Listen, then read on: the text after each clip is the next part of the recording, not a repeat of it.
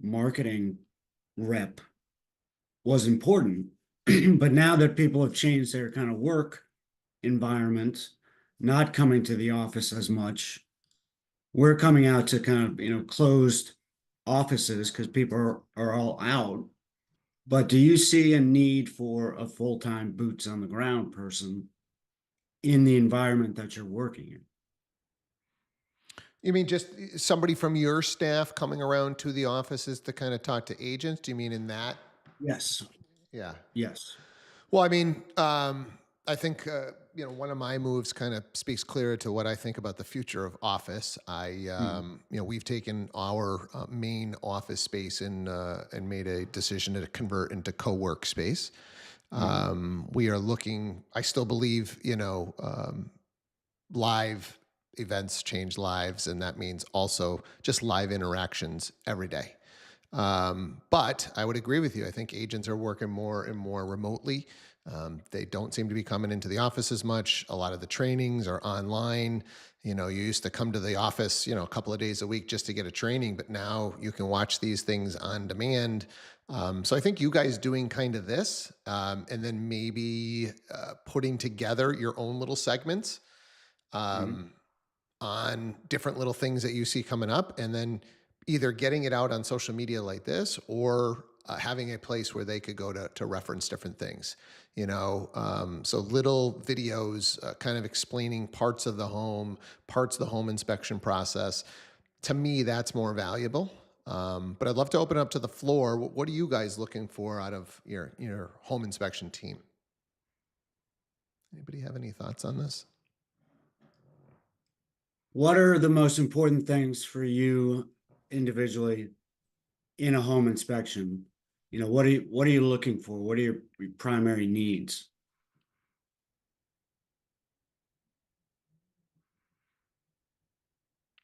So is it Margareta. like one-stop Yeah. shop or, Margareta? Yes, good morning. Oh my God. I'm glad you asked because as I'm thinking about it, I'm glad I have a platform to express this because last time I was at an inspection, the inspector took freaking 5 hours. I'm like, I can't have that. So there has to be some sort of more standard way how you guys do this. And because I've been at inspections that take an hour, and I get it, there's property sizes, but 5 hours or 4 hours, that's just too much. And then the transaction doesn't go anywhere. It's a waste of everybody's time. My other thing is, I love reporting that comes right away after an inspection. I know some inspectors take a week. I've seen handwritten reports. What is that today's day and age? It's got to be pictures. I love when an inspector has options where you can generate a repair request, where you could click on certain boxes, and those are the items with pictures, with description, what's wrong with it.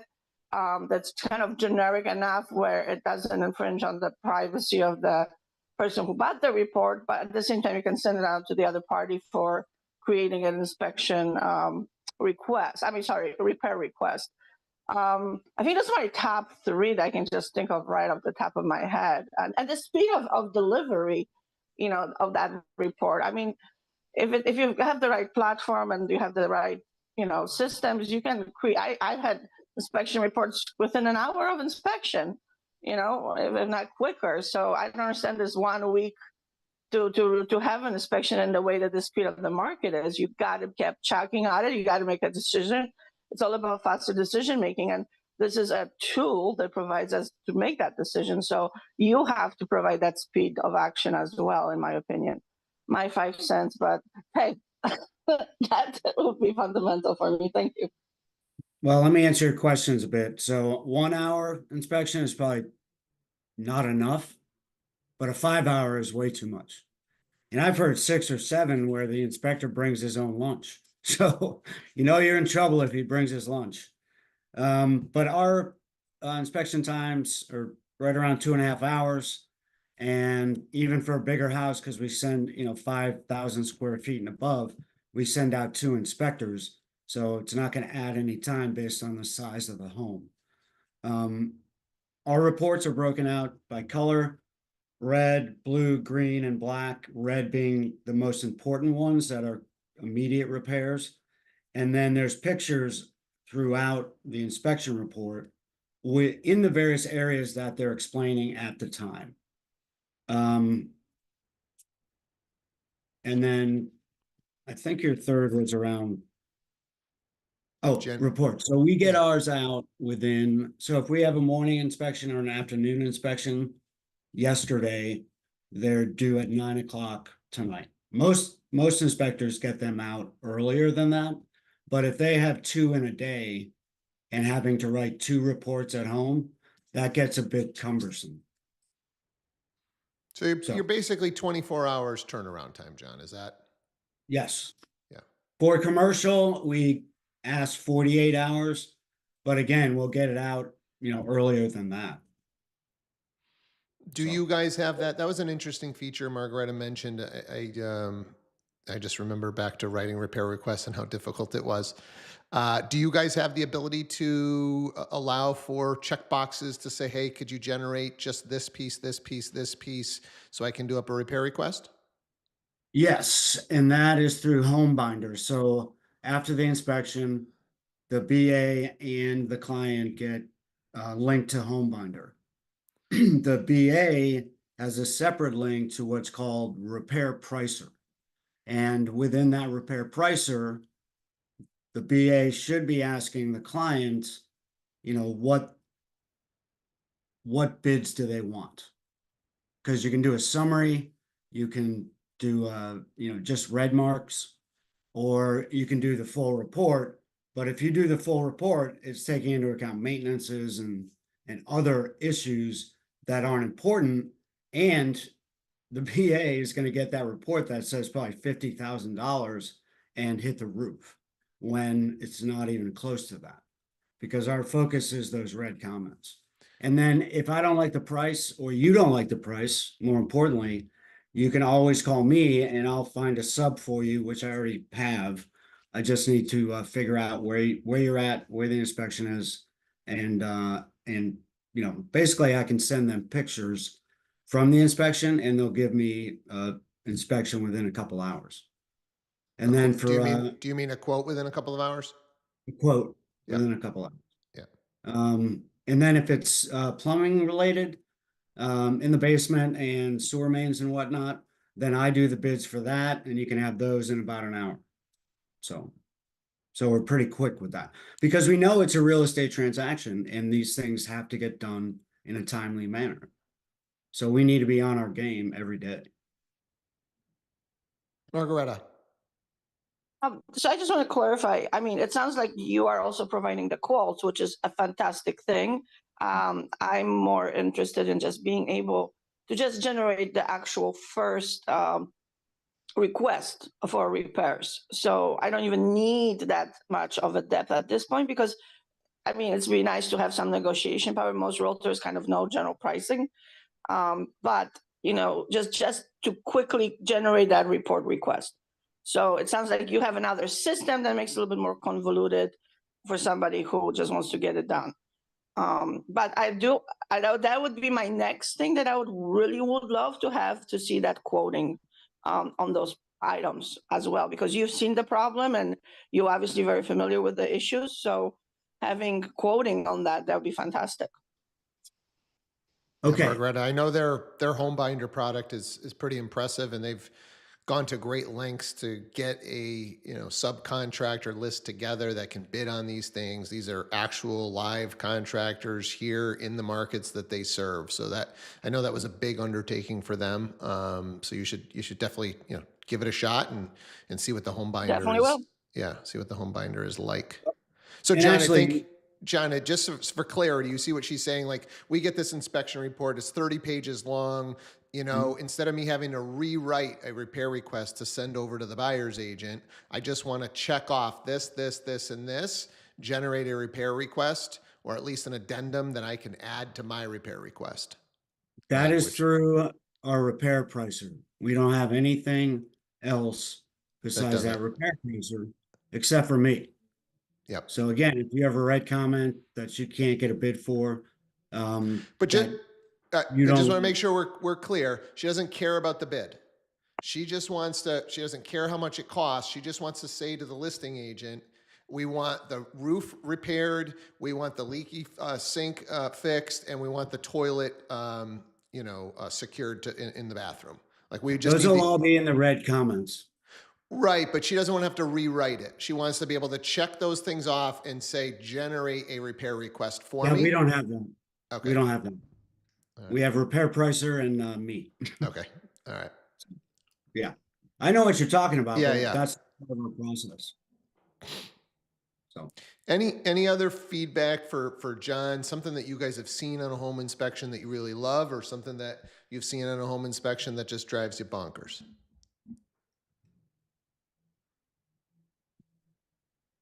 come on, everyone has a bonker story. Stacy. So I feel like lately some of the home inspectors want to get on the roof and some of them don't. And I have companies that say they'll have a drone look at the roof and then there's no drone. And I know in Massachusetts, they don't have to look at the roof or give a report. If they can kind of peek up at it. Like I had one that was for a family, it was a rubber flat roof in Boston. And the inspector kept calling me, asking me what ladder does he need to bring? How can he get on the roof? And I'm like, I have no idea. Like I called the maintenance company, I called everyone. And it was like he wanted to get on the roof so badly. I'm like, so some inspectors feel like has he not been on a roof lately? Why did he want to get on the roof so bad? I don't know. Was that a commercial property? It was, yeah. Okay, that's a flat roof, so we're less concerned about that. Yeah. But Dave Sherwood, the owner, years ago came up with a way, and based on the liability of sending guys up on the roof as well, but I know. he can get the exact same assessment and results, and he did a test, and he tested 10 roofers to see what their reports would look like, and his were just almost equal to theirs. And that's what we train our inspectors on. If we have to go and get a drone up there, we have 4 drone operators that are certified with the FAA. And so we do it right. We can't just fly those things anywhere. And Yeah, you have to make sure that it can actually be flown above that property, right? So you have to, correct. that's like extra phone calls to Yeah. DC Well, or something. if you're flying in a no-fly area like around Bradley, then you would have to call. But if we're flying it and you have an upset neighbor, then they might call the building department or whomever. So that's why we're officially licensed. If you're flying in Westfield or Chicopee, there's no fly zones as well. Yep, in the airports and the base. Anyone else? That kind of segues me into my next topic. Anybody else just have some initial feedback on the inspection process or things that you'd like to see? Okay, my next topic is solar inspections. So we're going to roll out solar inspections, which obviously will require us to have drones. But what are you running into out there from a solar standpoint? I know there's owner owned and leased, but what are you experiencing, and do you know any solar inspection companies? Because I haven't found any. And in talking to 4 team leads and agency heads, they haven't heard of a solar inspection company.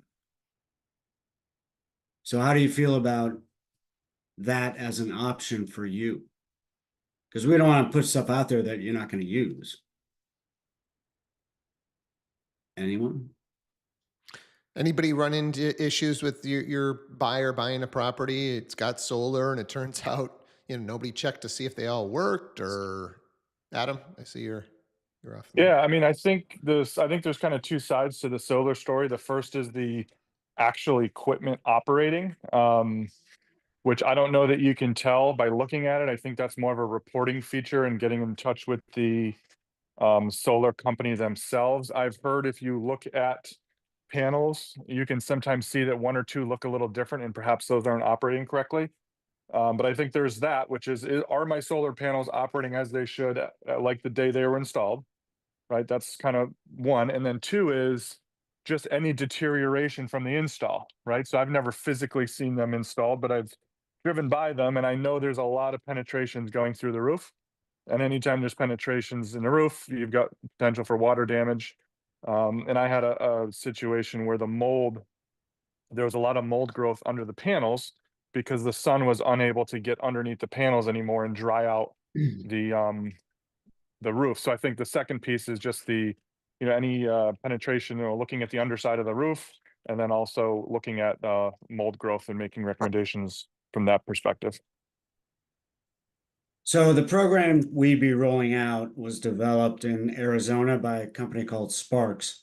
And it basically is a reporting system that you can add pictures to, but they also lay out and train us on their process to evaluate panel efficiency, the proper way to inspect them. So it's not only mold, but you might have critters under there, squirrels and birds. And so you want to get those out of there. And we would inspect the roof and all the primary equipment. But you come out of there with a very detailed report and very professionally done. So that's kind of the direction that we're going. But what's the percent of solar on residential properties in California and then Massachusetts? Any guesses?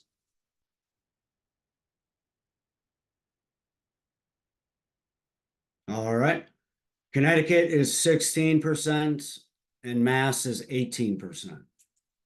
And those are the largest in the Northeast. So that's why we're going after it. How does that compare, John, to Cali or Florida or California was at around 55, Arizona was 43, Nevada was up there. You know, those wide open space states that constantly get sun. So again, these guys are out of Arizona, and the guy's whip smart who owns it. So we're going to buy into, his program and roll it out within a month. Any idea what the pricing is going to look like, John, at this point? The price point in Arizona was 500, so we'll be around that. But again, I'll send you a copy of it, Steve, but okay, it's extremely detailed and gives you everything that you want to know about your panels. And I learned this too. If one panel drops in efficiency, let's say 30%, then all the full array goes down to that number. So it's important, and we want to set these people up on annual programs. It's important that those panels aren't damaged. They will withstand a baseball size hail, but you never know what might break those. Could be a branch, could be someone stepping wrong, but you really need to take a look at those because it's a huge asset for you, even if you're leasing. John, I think one thing that's coming to mind for me would be for you guys, if you're going to roll this out, to have an understanding of maybe the major players and what the options are to get something fixed, right? Hey, we know if this is, it was installed by Solar City or by Tesla, and one of the panels is, 30% off, like in your contract, if it drops below, it drops more than 25% in efficiency, they'll come out and replace it, or, because it's great. Okay, you're going to give us the report. The homeowner's going to go, oh, I got 4 panels that don't work. Now what? Right. So I don't know if that's part of the program, but to me, it seems like That's it's going part to of the program. It is. Yeah. Yeah. Trying to understand that We'll stuff. be able to tell you the efficiency of each panel. Right. But now how do we, okay, great. Like getting a hold of these guys can be a difficult thing, right? Or getting a hold of a local person to replace a panel could, does my contract, hey, these are leased, right? Does my contract say because you're leasing it, like our panels should perform at this efficiency and they're not. So we recommend that you reach out to this number and you should be able to get these panels replaced. And maybe that's something that the seller could do. Right. So I just think or we're opening up a can of worms to go, all right, great. You got 4 panels that don't work. Good luck. We don't know what the heck you should do with it. We just don't, you know? Yeah. We have installers, but I haven't heard of inspectors. But yes, and we're trying to figure out the lease side as well, but oftentimes I guess they'll have a sticker saying, don't open this panel. And so we need to be cognizant of all that stuff. So I need to get a couple leases in front of me that we just started looking at this about a week ago. So we need to dissect those documents to see what our offerings would be. Because it could be a lease package and an own package. But that's a good point, Steve. Yep. We need to do more due diligence. And I'm seeing just in the comments, just concerns about warranties. If you guys are touching stuff, like, could it affect warranties? So just obviously trying to make sure that we understand those things. And I've just seen a comment from Adam that, he believes most are leased. I would tend to agree. I think most people don't bite the bullet and pay for these up front. So if we've got a lot of leased scenarios, you would think if you're leasing, there's got to be some sort of a warranty that if it's not working, you shouldn't be paying for it. So I just think, You would think so. yeah, So I I have know a for couple of me, questions. I've got panels on my roof. I have no idea if they're working at the efficiency they should. I've never checked them. They've been there since, 1 year after I bought the house. I have no idea if I'm getting my money's worth or not. Right. So, Haley, I see your hand up. So there's actually a company called Peak Solar Pro, I think. Yeah. So they range from like $150 to $300. I know a few people that have solar, and they'll actually do an inspection for you. They only serve Rhode Island and Massachusetts, though. Okay. So maybe, John, just something to look at as far as what the competitors are doing. So that's good info, Gotcha. Haley. Haley, have you actually used them on any deals or? No, I haven't, but one of my neighbors actually used them, and they gave great feedback. Okay. They tested efficiency and proper cleaning and stuff like that. Cool. That's great. Thank you. Margaretta. Yeah, I'm gonna go with my background in engineering. I would look at the bills first, number one. I mean, usually mostly as a buyer's agent requests bills. And if you see any discrepancies from their bills to like what you're getting, then I might have considered an inspection as a homeowner. But I mean, if you're seeing pretty decent numbers, like comparable, then I don't think you really have a problem. So are we like creating more of a problem than there really is? Okay. Good feedback. I like asking for bills. That's great. And they should have a baseline of where they were before solar and where they are with solar. So Yeah, depending on if they bought they may have purchased the house with the solar panels already on there, or maybe they've been on there for, who knows, 3-5 years. Like, I wouldn't have that data. I've had them on there for so long. I have no idea what my baseline was. we had a woman call 2 days ago saying she didn't think her solar array was working. And Todd went up there and he said, nope, it's not working at all. So she lived there for 2 years thinking she was, in a good shape electricity wise, and they weren't even working. So I believe it. Stacy, I saw your hand up. What do you got? I was just going to comment on installation and something that home inspectors definitely should look into, John. I had a buyer looking at a house and it was raining the day we went. It was a vacant property. It had massive solar panels on the roof and it started leaking.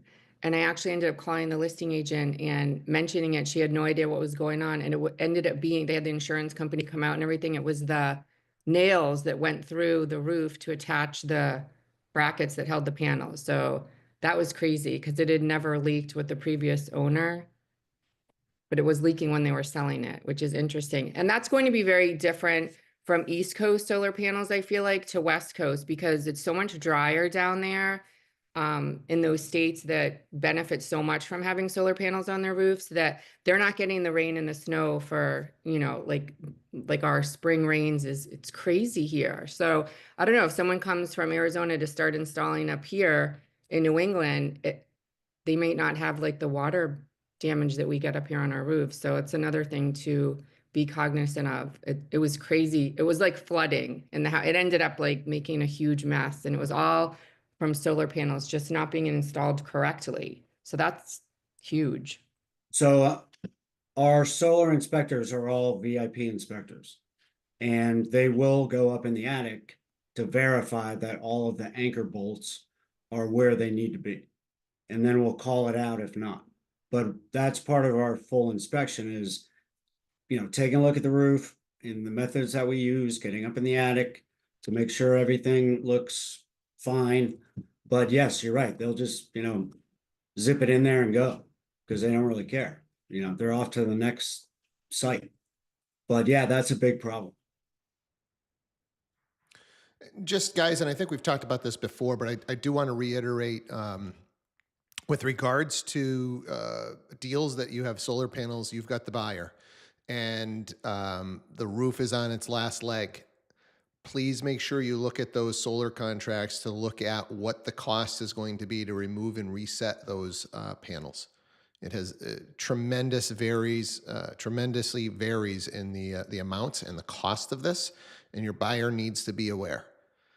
So read those contracts very carefully. If you got a new roof under there and you don't think this is going to be a problem for a long time, this isn't as big of a concern. But if you're representing a buyer and you got panels and the roof looks like it might be nearing its end of life, please make sure that your buyer understands that contract and what they might be up against to remove and reset those panels. All right, great. Any other thoughts around solar panels just while we're on the topic? Anybody have any other comments? Just did a deal with solar and this happened or that happened. Anything? All right. All right. Thank you all. Yeah, John, hey, this was a great topic. I think, I always feel like you guys are on top of your game, trying to stay ahead of everything. Asking for feedback from the agents, what they're hearing, what they're seeing, what they're looking for. We appreciate what you do. I appreciate you coming on here every Wednesday and being open and honest about how you guys are going about your businesses. I think you guys are doing a hell of a job. So thanks so much. Thanks everybody else for all your feedback and speaking up. Go have yourselves an awesome Wednesday, and we will see you again tomorrow morning. Take care.